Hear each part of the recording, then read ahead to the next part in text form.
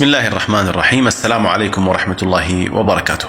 حديثنا اليوم عن السحر المرشوش، ماذا يفعل من أعراض وعلامات، وكيف تتخلص منه بإذن الله تعالى. لا تنسى مشاركة هذه الحلقة مع الأهل والأصدقاء، ودعم المقطع بلايك ليصلك إشعار بكل حلقة جديدة وصحيحة في هذه القناة بإذن الله تعالى. نبدأ على بركة الله. السحر المرشوش إخواني أخواتي الأكارم يعتبر حاليا من أكثر الأسحار المنتشرة. والسحر المرشوش لكي يؤثر على المصاب يختلف عن السحر المدفون، فيجب أن يكون قريب من المصاب، أن يكون مثلا مرشوش في عمله، أن يكون مرشوش في بيته، على فراشه، في الصالة، في المطبخ، أو على عتبة الباب، من أجل أن يتخطى المراد سحره ذلك السحر بشكل يومي على أقل تقدير، أو كل يومين أو كل ثلاثة، لكي يبقى هذا السحر فعال، ولكي يبقى هذا السحر يتجدد عليه، لكي يحقق الهدف المطلوب من قبل طالب السحر الذي ذهب إلى الساحر الخبيث ليصنع لك هذا السحر. السحر المرشوش حقيقة ستكون فيه أعراض واضحة تبين أنك مصاب به. من ضمن هذه الأعراض أو أبرزها تجد أن هناك ثقل في الأقدام عند المشي، وكأن القدم مشدودة، وهذه علامة أيضا مشتركة ما بين السحر المرشوش وبعض الحالات مع السحر المدفون. صاحب السحر المرشوش يجد كثرة الخيالات التي قد يراها في المنزل أو قد يراها في العمل، وهنا خاصة رؤيتها أو مكان رؤيتها يبين لك مكان السحر. فإذا كانت في العمل فقد يكون السحر مرشوش عندك في العمل، وإذا كانت تلك الخيالات تراها بكثرة في المنزل فقد يكون هنا السحر مرشوش في المنزل، والله أعلى وأعلم.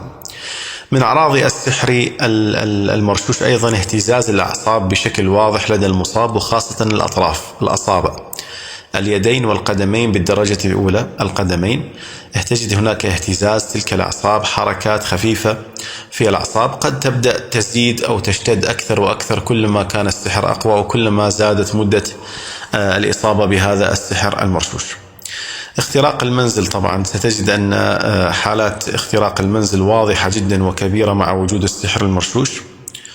تتكرر على صاحب السحر المرشوش في المنام أنه يرى الإصابة في القدم، تتكرر معه رؤية الإصابة في القدم، كأن يكون لدغ ثعبان، كأن يعضه كلب، يعضه قط، كأن تحترق قدمه، يلدغه ثعبان كما ذكرنا، يحدث له جرح في القدم.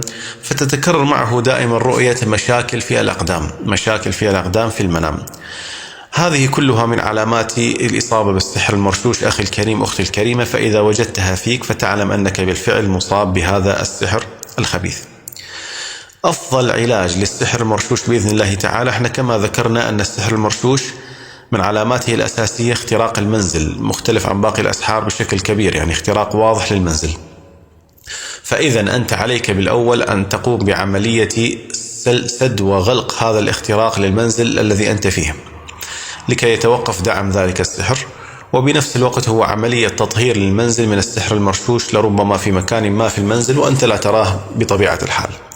فأفضل طريقة لعملية تنظيف البيت من ذلك السحر بإذن الله تعالى وغلق الاختراق هو جلب كمية من الماء كبيرة على حسب حجم المنزل. كمثال لو قلنا 10 لتر من الماء، تضع فيها مقدار حفنتين كبيرتين من ورق الريحان، ويكون أخضر يكون أفضل، وتضع حفنة كبيرة من الملح الخشن. ثم بعدها تقرأ في هذا الماء الفاتحة 7 والكرسي 7 مرات والفلق 7 والناس 7، ثم تقرأ آيات السحر تخرجها من الجوجل وكل واحدة 7 مرات وتنفث. ثم تقرأ آية السد، بسم الله الرحمن الرحيم، في سورة ياسين، وجعلنا من بين أيديهم سدا ومن خلفهم سدا فأغشيناهم فهم لا يبصرون، تقرأها أيضا 7 مرات وتنفث. ثم بعدها تقرأ سورة الزلزلة 7 مرات، ولو استطعت أيضا أن تضيف سورة ياسين لكان أفضل إن شاء الله. ثم تقوم بعملية شطف ذلك المنزل أو مسح ذلك المنزل بالكامل ما عدا الحمامات طبعا، وعملية رش الزوايا، وإن استطعت حتى أن تمسح الحيطان بقطعة من القماش تغطسها في ذلك الماء وتمسح الحيطان، لأنه بعض الأحيان ترش على الحيطان، طبعا مع مسح الأبواب ومع مسح مقابض الأبواب مع مسح مقابض الشبابيك والباب الخارجي وغيرها، ومع صب ذلك الماء على الأبواب الخارجية وعتبة البيت أيضا. طيب، هل انتهينا؟ نقول لا. فأنت هنا عليك أن تحصن الحمامات أيضا، لأن الحمامات قد تكون رش فيها السحر. كيف سأحصن الحمامات وأنا أخشى أن أرش ذلك الماء الذي قرأت فيه قرآن؟ فنقول لك لا بأس بأنك تجهز كمية من الماء تكفيك للحمامات، وتضع فيها حفنة من الريحان وتضع فيها حفنة من الملح، ثم تردد كلمات وليس قرآن. ما هي الكلمات؟ الكلمات تقول مثلا: يحترق ويبطل كل سحر في الحمام، يخرج ويطرد كل شيطان في الحمام، يتوقف كل تجديد للسحر في الحمام، يبطل كل سحر رشوه في الحمام أو في مجاري الحمام. وتردد هذه الكلمات وتكررها كل واحدة على أقل تقدير 7 مرات، ثم بعدها تقوم برش ذلك الحمام بالكامل وشطفه بالكامل، وبإذن الله تعالى ستجد أن السحر سيبطل في البيت وسترتاح بنسبة كبيرة جدا. طيب، وبالنسبة للجسد، بالنسبة للجسد أنا أنصحك برقية السحر، تستمع إليها كل يوم مرة. أنا أنصحك بقراءة سورة ياسين مرة أو مرتين أو 3 مرات قبل النوم بإذن الله تعالى بالنسبة للسحر المرشوش. ثالثا، أنا أنصحك باستخدام زيت السذاب، تشتريه من العطار موجود، وتقرأ عليه إن شاء الله تعالى سورة ياسين، وتقوم بدهن وتدليك خاصة الأطراف، أصابع اليدين والقدمين، تدليكها بذلك الزيت قبل النوم بشكل يومي بإذن الله تعالى. استمر على البرنامج ما يقارب 7 أيام بعد عملية تنظيف البيت، وإن شاء الله تعالى أبشر بالشفاء والتخلص من ذلك السحر الخبيث بإذن الله تعالى بشكل واضح وسريع جدا. هذا وإن أصبت فمن الله وإن أخطأت فمن نفسي. ما هي أعراض السحر المرشوش؟ لأنه كما نعلم أن السحر تكون أعراضه تقريبا متقاربة بشكل كبير جدا، لكن بعض الناس تريد أن تفصل نوعية السحر لكي تستطيع أن تشخص تشخيصا صحيحا، ولكي تتجه إلى برنامج العلاج الصحيح والرقية الشرعية الصحيحة. وأما السحر المرشوش له أعراض تكون واضحة إن شاء الله تعالى بنسبة أكبر من باقي الأسحار. وأما بالنسبة للسحر المرشوش فهو أكثر الأسحار المنتشرة في وقتنا هذا. السحر المرشوش هو أكثر الأسحار المنتشرة في وقتنا هذا. السحر المرشوش يعمل على عدة أمور، من ضمنها يعمل على تعطيل الزواج وتعطيل الرزق والعمل بنسبة كبيرة. أساسيات السحر المرشوش يعمل على تعطيل السفر وتعطيل الزواج وتعطيل العمل وتعطيل الرزق. هذه ال4 أمور أساسية بالنسبة للسحر المرشوش.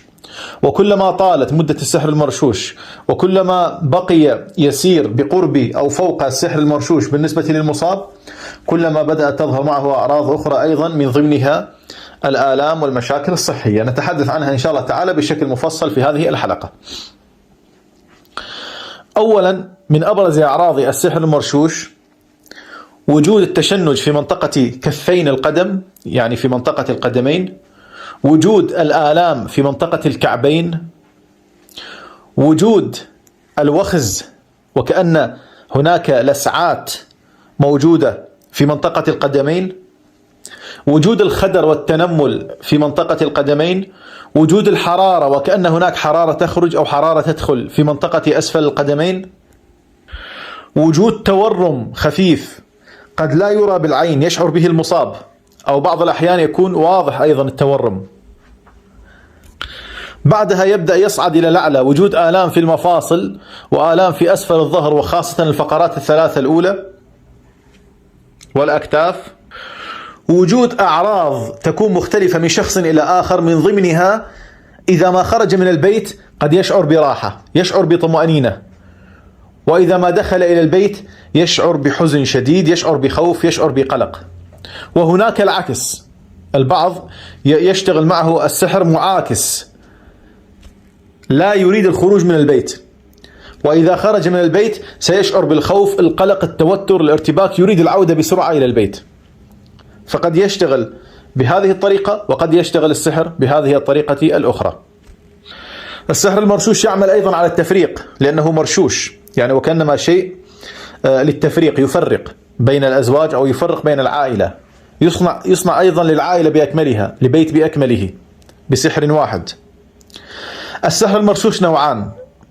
النوع الأول هو ما يجب تجديده من قبل طالب السحر كل شهر أو كل شهرين أو كل 3 أشهر، وهذا يعتمد على الساحر الخبيث. قد يكون ساحر ليس متمكنا بالشكل الكبير، فيطلب من طالب السحر أن يأتيه كل شهر ليأخذ سحر مرشوش ويرشه أمام بيت المسحور أو في داخل بيته أو أمام عمله أو في طريقه لكي يتخطاه هذا الشخص المسحور. وهناك ساحر خبيث متمكن لا يحتاج إلى أن يأتيه طالب السحر كل شهر أو شهرين أو 3 ويجدد السحر، فالسحر يتجدد من تلقاء نفسه. السحر يتجدد من تلقاء نفسه. طيب، ما هي الآن الأعراض أنا موجودة مثلا عندي بالكامل يا شيخ أو بنسبة 70%؟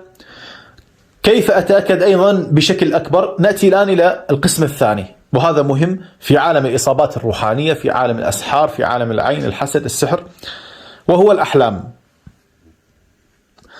أولا، خدام السحر المرشوش يكونون نوعان: إما النوع الطيار، إما نوع الجن الطيار، فترى الطيور، الخفافيش، الغراب، النسور، ترى الطيران في المنام، أما الطيار وأما الزواحف.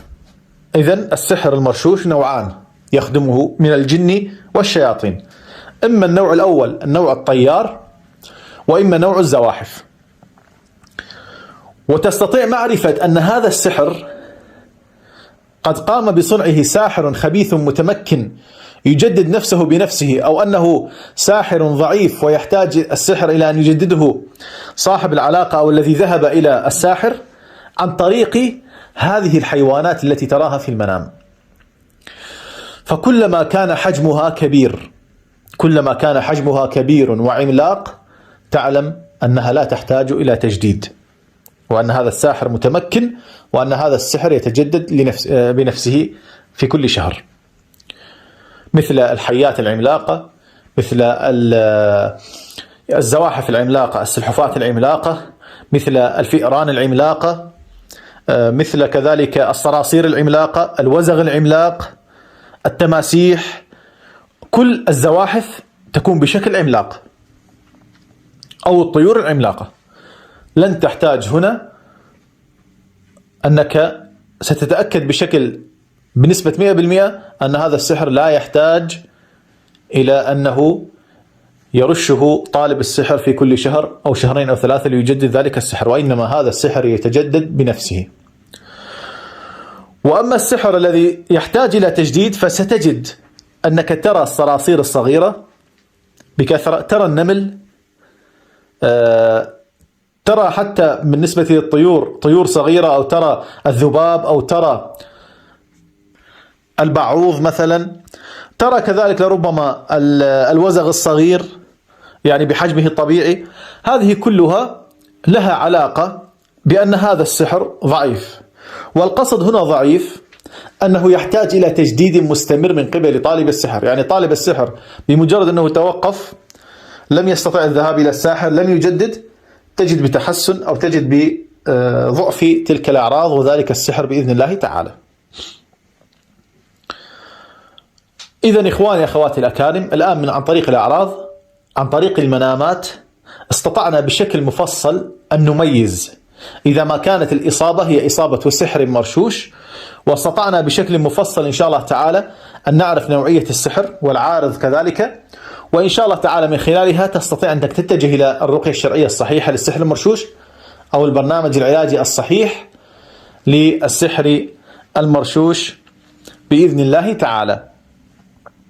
هذا، وإن أصبت فمن الله، وإن أخطأت فمن نفسي، والسلام عليكم ورحمة الله وبركاته.